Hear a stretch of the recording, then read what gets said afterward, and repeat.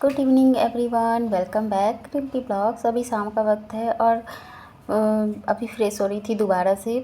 तो शाम के वक्त होता है थोड़ा सा बाहर निकलो या फिर उनके आने का टाइम होता है तो थोड़ा सा टचअप कर लेते हैं। थोड़ा सा आपके ऊपर निर्भर करता है कि आपका मूड कैसा है और आप कैसे तैयार होना चाहते हो, कैसे रहना चाहते हो। नहीं भी मेकअप कर सकते हो, हल्का फुल्का भी कर सकते हो, हैवी भी कर सकते हैं। तो बस आपके मन के ऊपर डिपेंड करता है कि आप इवनिंग टाइम कैसे एंजॉय करना चाहते हो। और फिर शाम का वक्त था तो मेरा तो मन था थोड़ा सा अभी वीडियो शूट करना था, तो हल्का फुल्का मेकअप किया था, ज़्यादा कुछ नहीं। और ये मैंने लिया था एक रिंग और इसको आज मैं सोचा पहन के देख लेती हूँ। और वाले थे ना तो अच्छा लग रहा था, ऑक्सीडाइज ज्वेलरी थी ये। और उसके बाद यहाँ पर मैं चाय बनाने के लिए आ गई थी। आ गए थे मेरे हस्बैंड, तो इवनिंग की चाय बना रही थी। थोड़ी देर पहनने के बाद उस ज्वेलरी का पता चलता है कि वो सही है या नहीं है। तो बस आपके मन के ऊपर डिपेंड करता है। तो मेरा मन था, मैंने पहन लिया और यहाँ पर मेरी चाय भी बन गई थी और वो वेट कर रहे थे मेरी चाय का, बैठ के बातें कर रहे थे फ़ोन पर। और साथ में मैंने मखाना को भी फ्राई कर लिया और मखाना साथ में रख लूँगी। मखाना था और काजू दोनों मिक्स था इसमें। हल्का फुल्का रोस्ट करने से नमक डाल के घी में, वो थोड़ा सा खाने में चाय के साथ अच्छा लगता है। नमकीन की बजाय अगर ये चीज़ खाओ ना तो अच्छा होता है। मैं जब चाय लेकर आई और वो देखो फ़ोन पे बाहर बैठ के बातें कर रहे थे। बाहर का मौसम बहुत अच्छा था, ठंडा मौसम हो गया था, फ़ैन भी एक पे चल रहा था, एसी तो दूर की बात है। और फ़ैन मतलब ठंडा 2 दिन से बारिश ना बिल्कुल ऐसे हो रही है कि रुकने का नाम नहीं ले रहा है। घर में कपड़े सूख रहे हैं, बाहर कपड़े सूख रहे हैं। और यहाँ ज्वेलरी बहुत अच्छी लग रही थी हाथों में। और फिर हमारी चाय फिनिश हो गई। शाम का वक्त हो गया था तो मच्छर जो होते हैं बाहर होते हैं तो वो अंदर आ जाते हैं, इसलिए अब गेट को हम लगा रहे थे। शाम हो गई थी तो गेट को बंद कर लेंगे, शाम की दिया बत्ती कर लेते हैं और उसके बाद फिर रात के खाने की तैयारी करेंगे। तो आटा मैं चक्की वाले से लेके आती हूँ, क्योंकि गेहूँ तो इतना धुलने का और पिसाने का रहता नहीं है, हो नहीं पाता है। तो बस हम लोग चक्की से ही जहाँ गेहूँ पीसते हैं ना वहाँ से ख़रीद लेते हैं आटा, पैकेट वाला नहीं ख़रीदते। कम से कम कुछ थोड़ा बहुत ही मिक्स करते होंगे, लेकिन ये तो रहता है कि गेहूँ प्योर देते हैं हम। तो वो देख के ना गरम गरम भी आटा रहता है जब लेकर आते हैं। और उसके बाद यहाँ पर मैंने मकई और जौ का आटा मैं अलग रखती हूँ, उसको मैं कभी कभी आटे में मिक्स करती हूँ, रेगुलर नहीं मिक्स करती। तो यहाँ पर मैंने मिक्स किया और नमक थोड़ा सा डाल दिया और उसके बाद इसको हम गूँथ लेंगे अच्छे से सॉफ्टली। मकई और जौ जब होता है ना आटे में मिक्स, तो वो आटा का कलर भी चेंज हो जाता है थोड़ा, मकई की ब्राउनिश। और आटा को थोड़ा सा सॉफ्ट लगाएंगे। मकई का आटा होता है वो ज़्यादा गीला होता है, इसलिए पानी आराम से थोड़ा थोड़ा डाल के मतलब गूँथना होता है। और यहाँ पर सब्ज़ी बनी हुई थी, मैंने बना के पहले ही रख लिया था। पनीर की सब्ज़ी थी, घर में दूध फट गया था, उसका मैंने पनीर बनाया था, उसकी सब्ज़ी बना ली थी। और उसके बाद यहाँ पर मैं रोटी बस बनाना था तो रोटी बना लूँगी। रोटी बनाने समय आटा मतलब गूँथते समय जो होता है ना पेट के पास, वो थोड़ा गंदा होने लगता है, इसलिए मैंने एप्रन डाल रखा था यहाँ पर। और मैंने जीन्स जो पहना था उसको खोल के फिर पैंट घर वाली पहन रही थी, क्योंकि ना काम जब करो ना तो जीन्स में काम नहीं हो पाता है और फिर रफली काम करना होता है। तो इसलिए मैंने फिर कहा कि घर में रहना है, तो फिर मैंने पैंट को चेंज कर लिया था। यहाँ पर रोटी बनाने के साथ ही मैंने घी लगाती जाऊंगी। सारे रोटियों में नहीं घी लगाती हूँ, थोड़ी बहुत छोड़ के तब लगाती हूँ, क्योंकि क्या होता है ना कभी भूख हमारी कम भी होती है। बच्चे कभी एक रोटी कम खाते हैं या फिर उनका अंदाज़ा अलग हो जाता है। फिर यहाँ पर मैंने सारे रोटी बनाने के बाद स्लैब को साफ़ कर लिया, जो थोड़ी बहुत बर्तन थे उसको साफ़ करके सिंक को साफ़ कर लिया था। और यहाँ पर फिर मैं सुबह की भी तैयारी कर लूँगी कि जो होते हैं ना लंच बॉक्स, तीनों लोग का लंच बॉक्स मैं एक बास्केट में रख दूँगी। एक साथ जब लंच बॉक्स होते हैं तो पैकिंग करने में आपको समय नहीं लगता है, वो इजी वे में वो उसी में रहते हैं, ढूंढ के बस पैक कर दो, क्योंकि लंच बॉक्स ज़्यादा हो जाते हैं, तीनों लोग का लंच बॉक्स। फिर यहाँ पर श्री का खाने की तैयारी कर रही थी कि श्री को पहले भूख लग जाती है, श्री को पहले खिला दे, वो उसको थोड़ा टाइम भी लगता है। और सियाला तो अभी पढ़ाई कर रही है, तो वो पढ़ने के बाद खाएगी। तो वो बीच में अगर उठेगी ना खाने के लिए, तो फिर वो क्या होता है कि पढ़ने का जो एक माइंड सेट होता है वो थोड़ा सा ध्यान भटक जाता है, इसलिए पहले श्री को खिला दूँगी। और सियाला पढ़ती है इसलिए श्री को देखना भी पड़ता है मुझे कि बीच बीच में, क्योंकि फिर वो डिस्टर्ब ना करे और उसके पापा उसको पढ़ाते हैं, तो इसलिए मुझे वो देखना नहीं पड़ता। और यहाँ मैं श्री को संभाल लेती हूँ, इसलिए जल्दी से खाना बना के उसके साथ लगी रहती हूँ कि उसको फिर देख लूँ, उसके साथ टाइम करूँ कि वो डिस्टर्ब ना करे सियाला को, और उसको खाना भी टाइम पर खिला देती हूँ कि वो 1 घंटा बैठ के खा लेती है।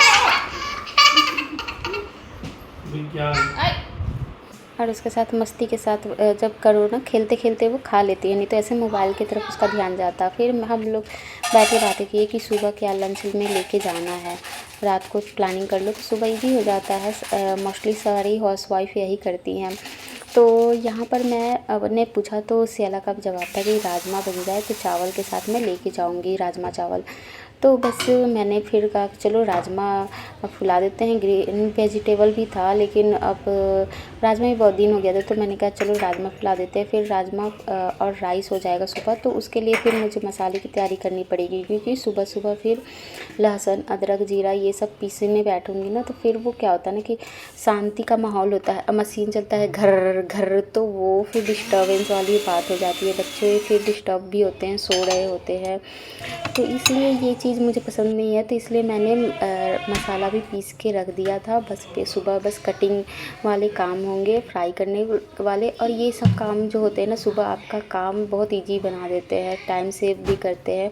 और यहाँ पर फिर मैं सोने के पहले एक बोतल पानी का रख देती हूँ टेबल पर, और फिर यहाँ पर मैं बेड को थोड़ा सा मतलब बस झाड़ रही थी कपड़े से, पूरा बेडशीट हटा के मैंने नहीं झाड़ा, बस टॉवल से एक कपड़े से मैंने साफ़ कर लिया कि जो भी थोड़ा बहुत डस्ट होगा वो हट जाएगा। और यहाँ पर पिल्लो में भी कवर मैं रात को चेंज कर लेती हूँ, क्योंकि ऑयल वगैरह होता है ना, तो इसलिए यहाँ शार्टन वाले कवर आते हैं वो लगा लेती हूँ।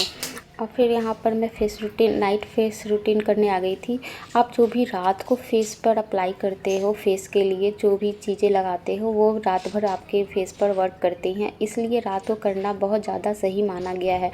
अगर सुबह आप करते हो तो वो क्या होता है, आप घूमते टहलते रहते हो तो डस्ट आपके फेस पर आता है, लेकिन रात को कुछ भी अप्लाई करते हो, एक फेस भी साबुन से बस सिंपल से धुल भी लेते हो ना, तो वो अच्छा मतलब रिजल्ट देते हैं आपको फेस पर।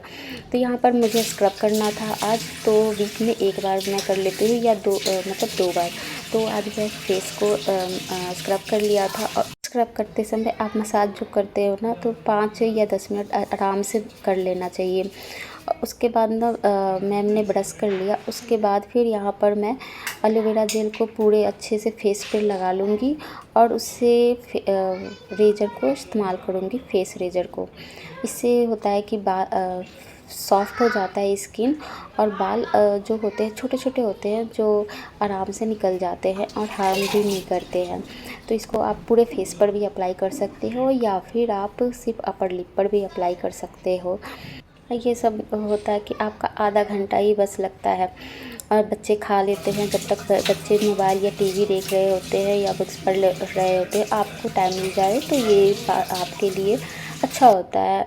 तो ये रात को ज़रूर फॉलो करें। रेगुलर तो स्क्रब नहीं कर सकते, फेस को बस साफ़ करके क्रीम लगा ले, वही बहुत होता है।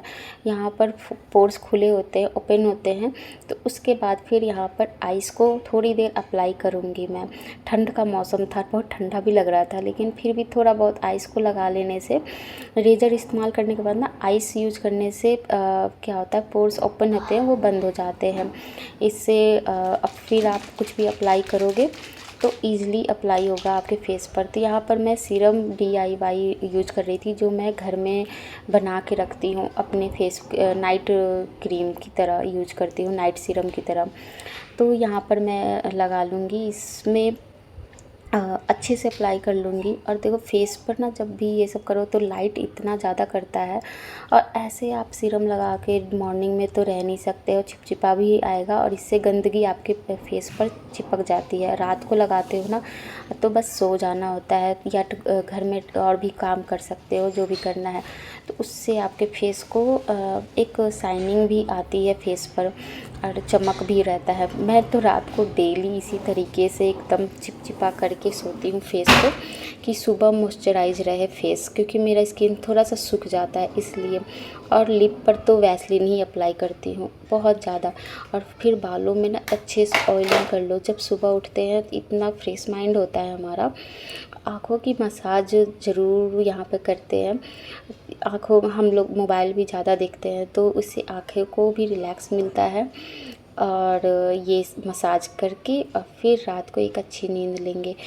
और यहाँ पर जो भी एक्स्ट्रा ऑयल या सीरम होते हैं ना, उसको हाथों पे आप अप्लाई कर लो तो वो हाथ भी सॉफ्ट रहेंगे। तो क्योंकि हाथ हमारा दिन भर काम करते हैं, रात को आप जो लगाओगे ना तो उससे सॉफ्ट हो जाएगा। उसके बाद फिर मैं बाल को ना अच्छे से ऑयलिंग कर लूँगी। तो हल्का फुल्का ऑयल तो मेरे बालों में ऑलरेडी था, थोड़ा बहुत आज और लगा लूँगी क्योंकि कल मुझे बाल को वॉश करना था। और फिर बालों को यहाँ पर अच्छे से गूँथ लूँगी, चोटी बना लूँगी। उसके बाद फिर अच्छी नींद आएगी। और यहाँ पर ही होता है मेरा नाइट का बंद। और फिर मैं इसके बाद मिलती हूँ आपसे फिर से एक नए वीडियो में। आज के लिए गुड नाइट, ख्याल रखना।